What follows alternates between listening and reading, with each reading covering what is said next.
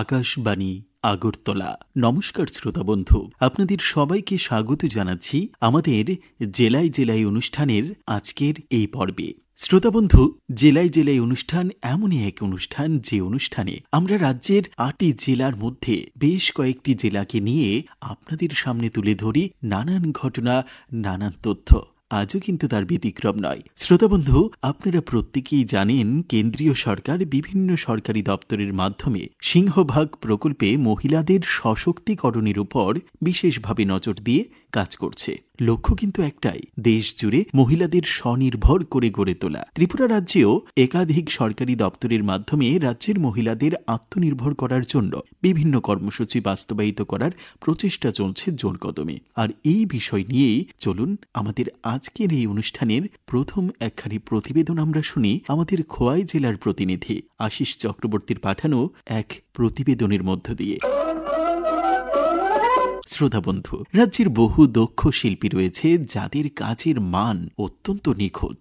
বিশেষ করে বাঁশ ও বেতের কাজ আমাদের রাজ্যের একটি বিশেষ আকর্ষণ। বহিরাজ্যে এবং বিদেশে এই বাঁশ শিল্পের উপর তৈরি সামগ্রীর চাহিদা অত্যন্ত বেশি। এই বাঁশ শিল্পের মাধ্যমে চেয়ার, টেবিল, ম্যাট, ব্যাগ, বিভিন্ন ধরনের পাত্র, বাঁশ ও বেতের তৈরি কোলা, চালুন ইত্যাদি আরো নানান সামগ্রী তৈরি করা হয়। আমাদের রাজ্যে পূর্বাশা থেকে এই ধরনের বাঁশের তৈরি শিল্প কিনতে পাওয়া যায়। রাজ্যের বহু গ্রামে বাঁশ শিল্পের উপর নির্ভরশীল বর্তমানে বহু পরিবার। সাধারণত গ্রামের লোকজন এই শিল্পের সঙ্গে জড়িত থেকে নিজেরাই বেশিরভাগ বাঁশ শিল্পের তৈরি জিনিসপত্র ব্যবহার করে আসছে। গৃহ নির্মাণের ক্ষেত্রে যেমন বাঁশ বেতের প্রয়োজন, তেমনি শৌখিন সাজ সজ্জাতেও বেতের কদর রয়েছে অনেকটাই। আমাদের রাজ্যে এই শিল্পে সবচেয়ে বেশি দক্ষ কিন্তু মহিলারা। বর্তমানে আধুনিকতার ছোঁয়া এবং প্লাস্টিক পণ্যের ব্যবহার অত্যাধিকভাবে বৃদ্ধি পাওয়ায় এই প্রাচীন ঐতিহ্য দিন দিন হারিয়ে যাচ্ছে। এই শিল্পকে বাঁচিয়ে রাখতে এবং এই শিল্পের মাধ্যমে রাজ্যের মহিলাদের সশক্তকরণের উদ্যোগ নিয়েছে কেন্দ্রীয় সরকার। কেন্দ্রীয় সরকারের টেক্সটাইল দপ্তর ২০১৪ সাল থেকে হস্তশিল্প খাতে দক্ষতা উন্নয়ন প্রকল্পের অধীন দেশের মহিলাদের সশক্তকরণের জন্য বিভিন্ন উদ্যোগ গ্রহণ করেছে। আমাদের রাজ্যে এই বাঁশ উৎপাদন অন্যান্য রাজ্যের তুলনায় অনেকটাই বেশি। কেন্দ্রীয় সরকার এবং রাজ্য সরকার যৌথভাবে এই বাঁশ শিল্পকে কাজে লাগানোর জন্য সম্পূর্ণ পরিকল্পিতভাবে শিল্পকে বাঁচিয়ে রাখার পাশাপাশি রাজ্যের মহিলাদের নিজের পায়ে দাঁড় করানোর ব্যাপক উদ্যোগ গ্রহণ করেছেন। সম্প্রতি খোয়াই জেলার শতাধিক মহিলাদের বাঁশ ও বেতের উপর একটি বিশেষ প্রশিক্ষণের আয়োজন করে ভারত সরকারের মিনিস্ট্রি অফ টেক্সটাইলস বিভাগ। এই প্রশিক্ষণের ব্যবস্থাপনায় ছিল ত্রিপুরা সরকারের হস্ততাঁত ও হস্তকারু শিল্প দপ্তর। এই বাঁশ শিল্পের উপর প্রশিক্ষণ নিতে গোটা জেলা থেকে ৩৪০ জন মহিলারা আবেদন করেছিল। সম্প্রতি কিছুদিন পূর্বে দুটি পর্যায়ে মোট ৬০ জন মহিলাকে এই বাঁশ ও বেতের উপর প্রশিক্ষণ দেওয়া হয়। মোট প্রশিক্ষণের সময়সীমা ২ মাস।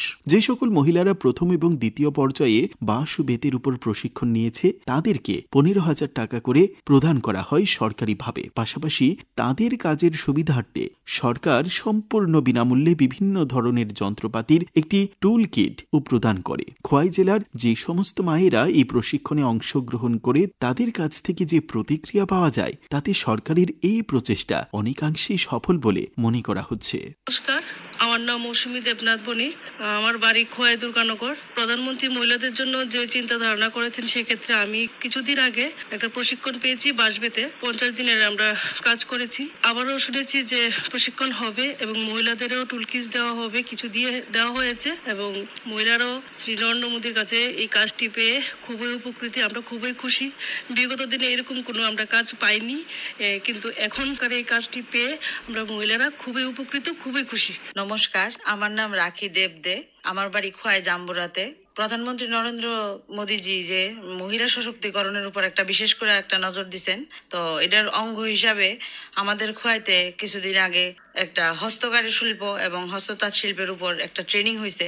ওই ট্রেনিং এ আমি নিজে অংশগ্রহণ করছি এবং সেই ট্রেনিং থেকে আমি কিছু টুল কিট পাইছি। এতে আমি বিশেষভাবে উপকৃত হয়েছি। আর এর মাধ্যমে আশা করি সমস্ত মহিলারা বিশেষভাবে উপকৃত হবে। এই বিষয়টি নিয়ে মিলন তন্তুবাই সমবায় সমিতির জেলা সভাপতি বিজয় কুমার দেবনাথ জানিয়েছেন, দেশের প্রধানমন্ত্রী চাইছেন গোটা দেশের নারী শক্তিকে আত্মনির্ভর করে তোলার জন্য। আর এরই অঙ্গ হিসেবে দপ্তরের বিস্তৃত হস্তশিল্প শিল্প ক্লাস্টার ডেভেলপমেন্ট স্ট্রিম থেকে বাঁশ ও বেতের উপর একটি বিশেষ প্রশিক্ষণের আয়োজন করা হয়। এই প্রশিক্ষণপ্রাপ্ত সুবিধাভোগীরা নিজের পায়ে দাঁড়ানোর লক্ষ্যে রাজ্য সরকারের হ্যান্ডলুম দপ্তর CHCDS প্রকল্পে তাদেরকে প্রশিক্ষণের পাশাপাশি বাঁশ ও বেতের কাজ করার জন্য প্রয়োজনীয় যন্ত্রাংশ প্রদান করবে। বিজয় কুমার দেবনাথ জানান, সরকারি ব্যবস্থাপনায় এই ধরনের উদ্যোগ বিগত দিনে পাওয়া যায়নি। সরকারি উদ্যোগে এই ধরনের প্রশিক্ষণ প্রদান এবং গ্রামীণ মহিলাদের আত্মনির্ভর করার প্রচেষ্টা সত্যি প্রশংসার দাবি রাখে। তিনি জানান, দপ্তরের সহায়তায় যন্ত্রাংশের টুল কিট প্রদানের ফলে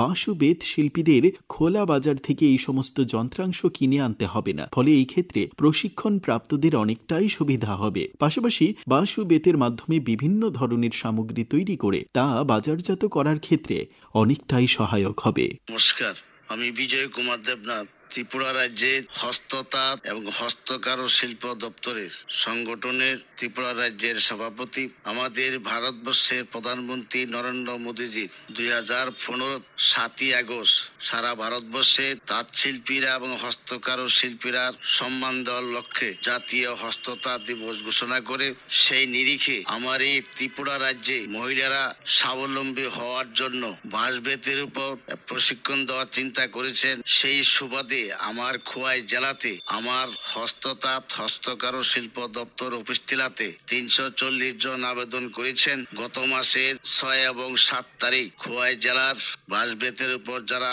আবেদন করেছেন আমরা এখানে 100-র উপরে এখানে প্রশিক্ষণ দিয়েছি। আগামী দিনে যারা বাঁশ বেতের প্রশিক্ষণ নেবে রাজ্য সরকার এবং কেন্দ্রীয় সরকার বিনামূল্যে যারা প্রশিক্ষণ নেবেন তাদেরকে যন্ত্রপাতি দেওয়া হবে। হস্তশিল্প খাতে দক্ষতা উন্নয়ন প্রকল্পের মাধ্যমে সরকার রাজ্যের মহিলাদের সশক্তকরণের যে উদ্যোগ নিয়েছে তা নিঃসন্দেহে প্রশংসনীয়। রাজ্যের মহিলা শিল্পীরা প্রশিক্ষণ নিয়ে যে সামগ্রী তৈরি করবেন তা বাজারজাত করার সরকারি ব্যবস্থাপনা থাকা অত্যন্ত জরুরি। রাজ্যের শিল্পীদের তৈরি সামগ্রী বহিরাজ্যের ও বিদেশের নাগরিকরা যখন রাজ্যে এসে এই জিনিসপত্রগুলো কিনবেন তখনই এই প্রচেষ্টার সফলতা লাভ করবে। এই প্রতিবেদন আপনারা শুনলেন আমাদের খোয়াই জেলার প্রতিনিধি আশিস চক্রবর্তীর পাঠানো প্রতিবেদনের মধ্য দিয়ে।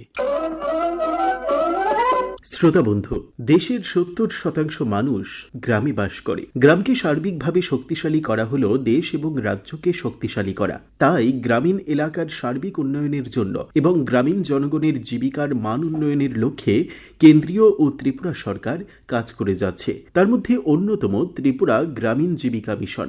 রাজ্যের বিভিন্ন স্থানে ছড়িয়ে থাকা স্বসহায়ক দলগুলিকে ঋণসহ বিভিন্ন আর্থিক সহায়তা প্রদানের মাধ্যমে গ্রামীণ মহিলাদের সশক্তিকরণ এবং আত্মনির্ভর করাই হল ত্রিপুরা গ্রামীণ জীবিকা মিশন বা TRLM এর অন্যতম উদ্দেশ্য।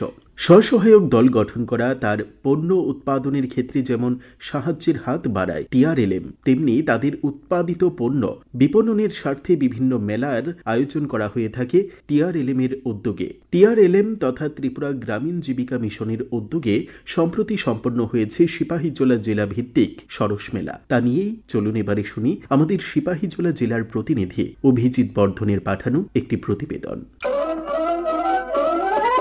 গত 11ই মার্চ থেকে 13ই মার্চ জেলা সদর বিশ্রামগঞ্জ মিনি স্টেডিয়ামে অনুষ্ঠিত হয়েছে 3 দিনব্যাপী সিপাহীজলা জেলা ভিত্তিক দ্বিতীয় সরস মেলা। সিপাহীজলা জেলা প্রশাসন ও ত্রিপুরা গ্রামীণ জীবিকা মিশনের ব্যবস্থাপনায় আয়োজিত এই মেলায় জেলার অন্তর্গত স্বসহায়ক দলের মহিলারা তাদের উৎপাদিত পণ্য সামগ্রী নিয়ে অংশগ্রহণ করেন। প্রায় 100টির মতো স্টল খোলা হয় মেলায়। মেলার উদ্বোধন করেন রাজ্যের প্রাণী সম্পদ বিকাশ দপ্তরের মন্ত্রী সুধাংশু দাস। কবি কাজী নজরুল ইসলাম ও স্বামী বিবেকানন্দের কবিতা ও উক্তির উদ্ধৃতি দিয়ে মন্ত্রী বলেন, মহিলাদের অংশগ্রহণ ছাড়া কোনো রাজ্য বা দেশ এগিয়ে যেতে পারে না। এ কারণেই দেশ ও রাজ্যের সরকার সর্বাধিক গুরুত্ব দিচ্ছেন মহিলাদের আত্মনির্ভর ও সশক্তিকরণের উপর। তারই উদ্দেশ্য সফল করার লক্ষ্যে এই ধরনের মেলার আয়োজন। নজরুল ইসলাম বলেছিলেন, এই বিশ্বে যা কিছু চিরশ্রেষ্ঠ কল্যাণকর অর্ধেক তার করিয়াছে নারী, অর্ধেক তার নয়। অর্থাৎ এই পৃথিবীতে আমরা যা দেখতে পাচ্ছি এই সমস্ত কিছুর সৃষ্টির পেছনে অর্ধেক ভূমিকা কিন্তু মহিলাদের কিংবা নারীদের। স্বাভাবিক কারণে নারীদের গুরুত্ব বা মহিলাদের ভূমিকাকে অস্বীকার করা কোনোভাবেই সম্ভব নয় এবং মহিলাদের অংশগ্রহণ বাদ দিয়ে কখনো কোনো রাষ্ট্র কখনো কোনো রাজ্য এগিয়ে যেতে পারে। তাই তো স্বামী বিবেকানন্দজি বলেছিলেন যে একটা পাখি যেমন এক ডানাতে উঠতে পারে না, ঠিক তেমনি একটা দেশ ততক্ষণ উন্নত হতে পারে না যতক্ষণ সেই দেশের মহিলা উন্নত হয়। অর্থাৎ মহিলা উন্নয়ন বাদ দিয়ে দেশের উন্নয়ন কিন্তু আমরা কল্পনা করতে পারি। প্রধানমন্ত্রী শ্রদ্ধেয় নরেন্দ্র মোদীজি উনি যখন থেকে দায়িত্ব নিয়েছেন তিনি কিন্তু মহিলা ক্ষমতায়নের উপর অনেক বেশি গুরুত্ব দিয়েছেন এবং তাই তিনি বলেছিলেন সবসে পেহলে हमारे माता और बहनों को सम्मान देना चाहिए। অর্থাৎ সবার আগে মা বোনদের সম্মান দিতে হবে এবং তার লক্ষ্যমাত্রা নিয়েই মোদীজি অনেকগুলি স্কিম অনেকগুলি পরিকল্পনা আমাদের সামনে নিয়ে এসেছে। এখানে আলোচনা হয়েছে, একটা সময় আমরা দেখেছি মহিলারা যাদের বাড়িতে পাকা শৌচালয় ছিল না তাদের অনেক কষ্ট করতে হচ্ছে, সূর্যাস্তের আগে কিংবা সূর্যাস্তের পরে তাদেরকে প্রাকৃতিক কাজ করার জন্য যেতে হবে। তাই মোদীজি বলছেন যে তাদের সম্মান আমরা তখনই দিতে পারবো যখন তাদের জন্য আমরা ইজ্জত গড় তৈরি করতে পারি। উদ্বোধনী অনুষ্ঠানের অপর অতিথি বিধায়ক কিশোর বর্মন তার ভাষণে বলেন, স্বসহায়ক দলের মাধ্যমে গোটা দেশে 3 কোটি মহিলাকে লাখপতি দিদিতে পরিণত করার লক্ষ্যমাত্রা রয়েছে দেশের সরকারের। এই ধারাতে পরিচালিত হয়ে রাজ্যে প্রায় 91,000 মহিলা লাখপতি দিদিতে রূপান্তরিত হয়েছেন। 3 কোটি মায়েদেরকে লাখপতি দিদিতে রূপান্তরিত করার লক্ষ্যমাত্রা রেখেছেন।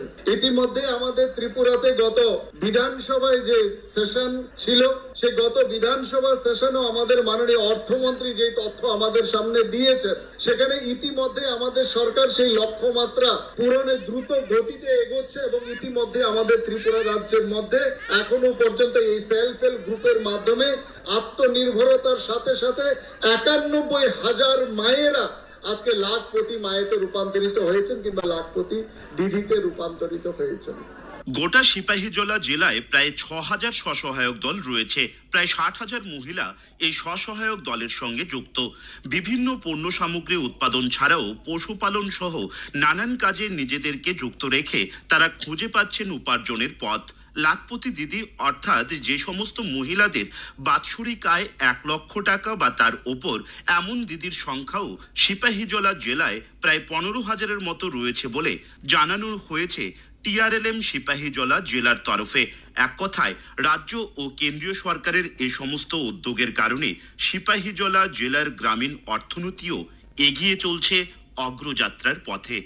সিপাহীজলা জেলা থেকে আমি অভিজিৎ বর্ধন, আকাশবাণী আগরতলা।